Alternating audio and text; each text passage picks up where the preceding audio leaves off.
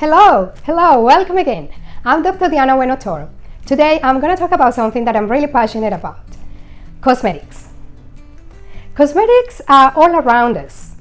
They are in the way we perceive ourselves, the way we express ourselves to the world, how we dress, how we style our hair, how we decorate our homes, and even how we communicate with others. There is always a cosmetic touch in what we do, a way we show who we are on the inside. Being a dentist, what I'm excited to share today is that invisible side of cosmetic dentistry, the things that we don't see, but that will impact how long a smile will last and how confident we feel wearing it. Before we go further, let's clarify something many people misunderstand. So what does cosmetic dentistry actually mean? Most people think of surface beauty or just a quick fix with veneers. But cosmetic dentistry is much deeper, and this is a definition that I really like. Cosmetic dentistry is the thoughtful design of a smile, balancing color, shape, proportion, symmetry, and expression, while making sure teeth, muscles, bite, and gums all work together. It's where beauty meets function, and where confidence meets health. Cosmetic dentistry certainly isn't that plastic, artificial perfection. The way I envision cosmetic dentistry, or better call it aesthetic dentistry, is the combination of these elements. Harmony, as in how your smile fits your face. Balance, how each tooth supports each other. Symmetry, following the natural rhythm of your features. Proportion, using the golden ratios your eyes love. Colors that are natural, warm, alive. Shape that fits your character. Soft, strong, feminine, masculine, youthful. Expression, how your smile communicates who you are. Confidence, how you feel when you show it. Identity, how your smile represents the person inside. I don't see cosmetic dentistry about creating a perfect smile, but it's all about creating a smile that feels like you and your story. And the most beautiful smiles, the ones that truly last, are never built on the surface.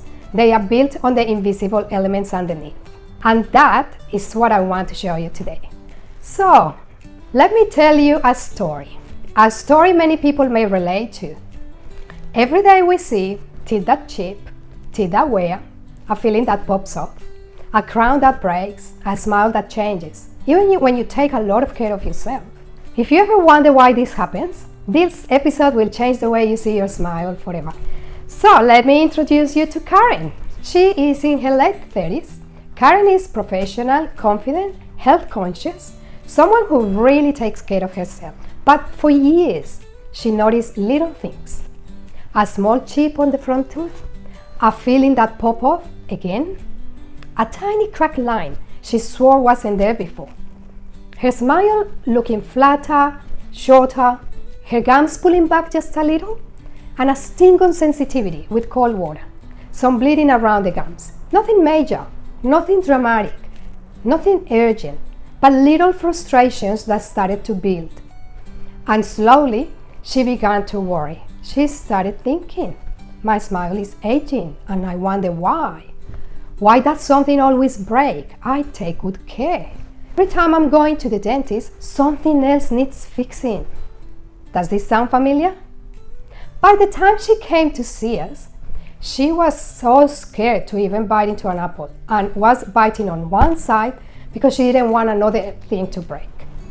So Karen thought, I might not be brushing well, or maybe it's stress. Am I grinding more? Perhaps my enamel is becoming weak, or is it my age, or is it bad luck? She couldn't figure it out, but there was something else. Well, let's imagine Karen's smile like a home. You bought this beautiful home, and then you start noticing that the doors don't close properly, some tiles that are starting to crack, walls that peel, little gaps here and there. So it's time to renovate, isn't it? So you repaint the walls, you replace the tiles, you patch the cracks, but the problems return, not because the tiles are bad, not because the paint is bad, but because the floor underneath is not level. Yes, Karen's teeth weren't breaking because they were weak. They were breaking because the foundation of her bite wasn't stable. This is the part of cosmetic dentistry most people never see. Restorations fail because the forces are not directed through the center of the teeth, not because the material is wrong, or perhaps the material used was not ideal for her case. When we studied Karen's smile, we looked deeper. We checked her bite, we checked all the contacts, we evaluated the anatomy, because these invisible details decide how long a restoration will last. Here is what we found. Her bite was slightly off. Her jaw muscles were overworking at night. Her back teeth weren't sharing pressure evenly. Her gum health and microbiota were imbalanced. Her gums were inflamed and bleeding. Her front teeth were absorbing forces they were never meant to handle. This is why we always say, foundation before aesthetics. When the foundations are right, the aesthetics will follow. If the bite is not right, restorations will chip, fillings will pop off, cracks will appear, and gums will recede. It's not because something was done wrong, it's because the pressure and the anatomy underneath are not in harmony. So, here is what we did. Not by drilling or rushing, but by rebuilding her smile like you would rebuild a home. First, we balanced her bite, so the pressure was shared evenly. Once the forces were balanced, the cracks stopped forming. Then we softened how her jaw muscles work at night time. And then the chipping and the wear started to settle. After, we restored her gum health and her microbiota. And then her bleeding stopped. Only then did we design her cosmetic plan. Because real longevity is not just about the material that we're going to use, but it's about the mechanics and the biology. And talking about mechanics and biology, this brings us to something most people have never heard of. Let's talk about the science of adhesion. You see, most of the modern dentistry relies in bonding, adhesion. And there are many different bonding agents in the market, but bonding works beautifully only when the tooth is not overloaded and when the bite is balanced. Adhesion is not just the glue. It works like a partnership between the tooth, the material, the forces, the anatomy, and the bite. When all these elements line up, only then restorations can perform in the tough oral environment. Based on these concepts, we designed Karen's smile. After the foundations were stable, we didn't use a cookie-cutter smile, not a Hollywood copy. No, we created a smile that belonged to her. It was guided by her facial structures, by her anatomy, and by her functional patterns. And when we finally placed her restorations, everything sat in harmony. Beauty became the result, not the goal. 6 months later, Karen returned for a review. Her smile just looked beautiful. Why? She could bite confidently. She could drink cold water without pain. Oh my God, her gums were so healthy. And I tell you what, I know that a treatment works when I can see beautiful, pink, tight, healthy gums and they're not bleeding. The gums tell me the story. She was very happy to take photos and she said she felt like herself again. And then she told us, for the first time in my life, my smile feels right.